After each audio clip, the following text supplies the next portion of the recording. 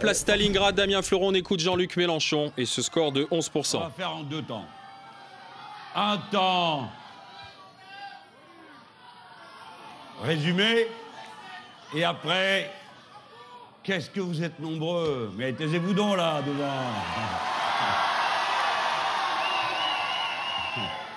Et après, on va donner quelques explications de plus. Ah oui, parce que moi, si vous laissez les drapeaux levés, je ne vois plus personne. C'est comme si je faisais une réunion avec des drapeaux. Mes amis, pour autant qu'elle soit fiable, les premières estimations qui nous sont données nous permettent de tirer quelques enseignements. Le premier qui s'impose au regard est que notre peuple paraît bien déterminé à tourner la page des années Sarkozy.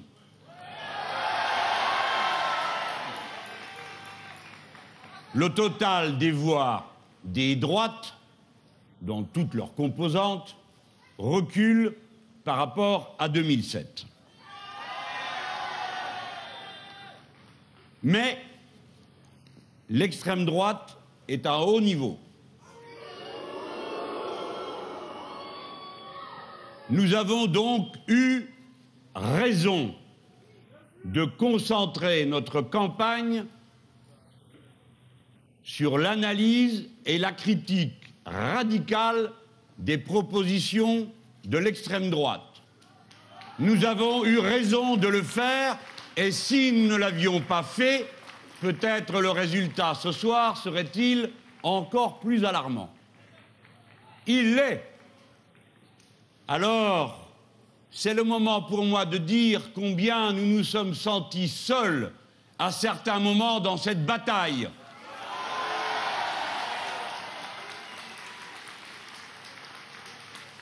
L'un imitait, l'autre ignorait. Et nous avons porté sur notre dos l'essentiel du combat. Honte à ceux qui ont préféré nous tirer dessus plutôt que de nous aider. Souvenez-vous pour toujours des noms de ceux qui ont refusé ce combat, ou pire, qui ont préféré relayer les arguments calomnieux et anticommunistes de l'extrême droite contre nous. À cette heure, c'est le score du front de gauche qui tient la clé du résultat final dans ses mains. C'est donc vous tous, et non pas moi, bien sûr, qui avez cette décision. Car à la vérité, nous aurons été la force politique nouvelle, la seule, qui ait percé et qui soit née dans cette élection. C'est nous. Dès lors, qui avons les clés du résultat. Je vous appelle en conscience à assumer pleinement cette responsabilité, sans vous occuper des commentaires, des impressions, des petits jeux de pronostics auxquels j'invite à ce que personne ne s'abandonne. Et je le redis très clairement, à cette heure, en conscience, il n'y a rien à négocier.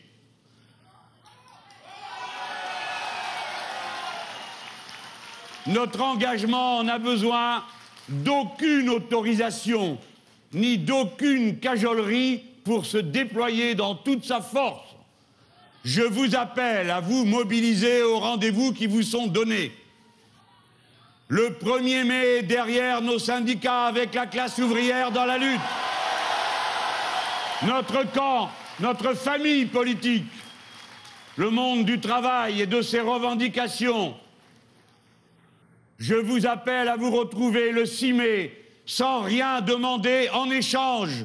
Le 6 mai pour battre Sarkozy. Je vous demande de ne pas traîner les pieds, je vous demande de mobiliser comme s'il s'agissait de me faire gagner moi-même l'élection présidentielle. Ne demandez rien en échange, seulement l'acte de votre conscience. Pourquoi? La bataille que nous menons n'est pas une bataille personnelle, ni même une bataille dans un seul pays.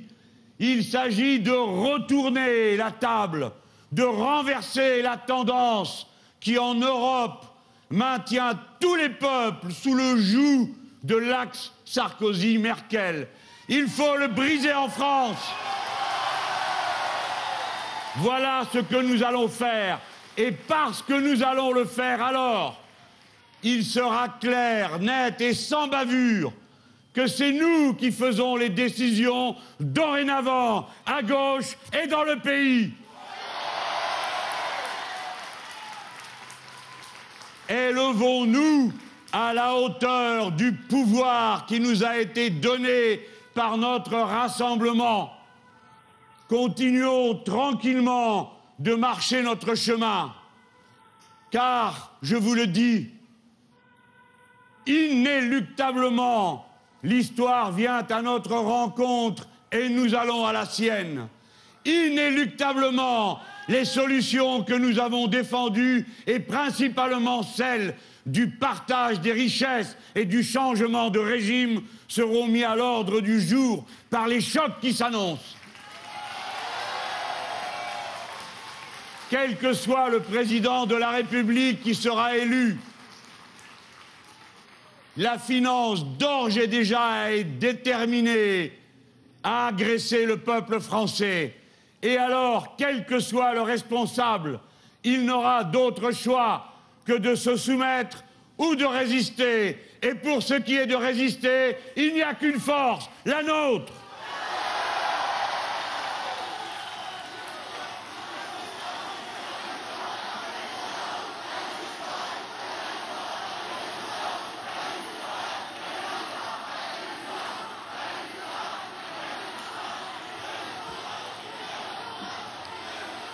Ayez au cœur le sentiment du travail bien fait.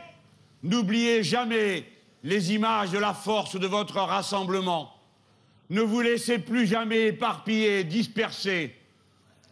En une seule fois, nous sommes parvenus dans le peloton de tête. La prochaine sera celle de la conquête définitive du pouvoir par les urnes et la démocratie. Vive la République! Vive la classe ouvrière, vive la France!